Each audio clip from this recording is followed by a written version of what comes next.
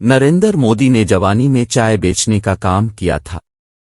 इसका सबूत इन लोगों की तस्वीर और अकाउंट्स की सूरत में मौजूद है जो उस वक्त उसे जानते थे। ताहम चाय बेचने वाले के तौर पर उनके वक्त की सही तफसीलात वसी पैमाने पर मालूम नहीं हैं और दस्तयाब खातों में कुछ तजादात हैं। कहानी के एक वर्जन के मुताबिक मोदी जब नौउम्र थे तो भारतीय रियासत गुजरात के एक रेलवे स्टेशन पर चाय बेचने वाले के तौर पर काम करते थे। बताया जाता है कि वो वुडनगर रेलवे स्टेशन के करीब अपने भाई के साथ चाय का स्टॉल चलाता था।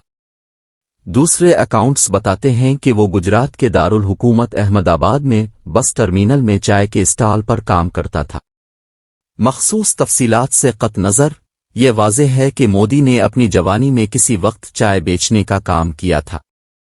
उन्होंने अपनी सियासी मुहिम्मात में इस तजुर्बे का हवाला दिया है और इसे अपनी आजिज़ाना शुरुआत की मिसाल के तौर पर इस्तेमाल किया है। मोदी ने कहा है कि चाय फरोश के तौर पर उनके तजुर्बे ने उन्हें मेहनत की कदर और दूसरों की खिदमत करने की अहमियत सिखाई। वो 2014 में हिंदुस्तान के वज़ीर आज़म के तौर पर मुंतखब होने से पहले गुजरात के वज़ीर आला बनने के लिए उठ खड़े हुए। ये ओहदा वो कई मुद्दतों तक बरकरार रहे। नरेंद्र मोदी उचावाला की हैसियत से उठकर हिंदुस्तान के वज़ीर आज़म कैसे बने? इसकी कहानी क्या है? 1950 में एक मुतवस्सित तबके के घराने में पैदा हुआ। 6 साल की उम्र में 4 बच्चों में से तीसरा नमू वुडनगर ट्रेन स्टेशन पर चाय बेचने में अपने वालिद की मदद करता था। 60 की दहाई हिंदुस्तान के लिए एक तारीख दहाई थी, जब मगरिब हिंदुस्तान में शॉर्ट स्कर्ट्स और बैटल्स के साथ सकाफत के लिहाज से इनकलाब का तजर्बा कर रहा था, तो आवाम कदीम मुआशरे की तवाहुमात और मुज़हका खेज रसूमात में घिरे मिट्टी के तेल के चरागों में अपनी शामें गुजार रहे थे। 18 साल की उम्र में उसने 1967 से 1971 तक अपने खानदान को पीछे छोड़ते हुए हिमालय में घूमने का फैसला किया। ये मेरे ख्याल में एक अहम मोड़ था और जिसने एक 18 साला नौजवान को बनाने में एक अजीम इंसान बना दिया। हिमालय आखिरी उस्ताद है, ये आपकी रूह से बात करता है। ये 1971 के बाद था जब मोदी ने रस्मी तौर पर RSS में शमूलियत इख्तियार की। उनकी इब्तिदाई जिम्मेदारियों में सीनियर साथियों के लिए चाय, नाश्ता और शाम का नाश्ता बनाना शामिल था। उसने झाड़ू भी लगाया और इमारत की सफाई भी की।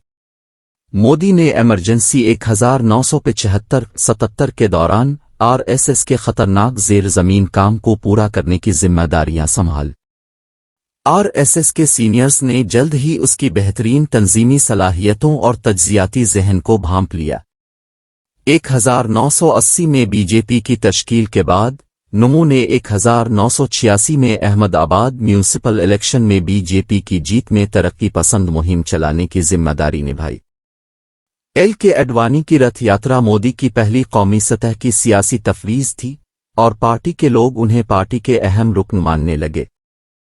जैसा कि पार्टी के सीनियर तरीन मेंबरान के साथ मुलाकातों और अहम पार्टी इज्तिमाआत पर देखा जा सकता है।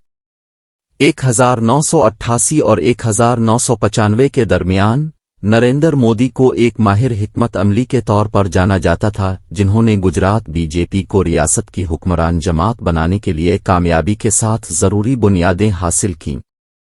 साल 2001 में मोदी जी को इस वक्त बड़ा ब्रेक मिला जब गुजरात के इस वक्त के मौजूदा वज़ीर आला केशव भाई पटेल को जनवरी में आने वाले ज़लज़ले के नतीजे में इस्तीफ़ा देना पड़ा, जिसमें तकरीबन 20,000 लोग मारे गए थे।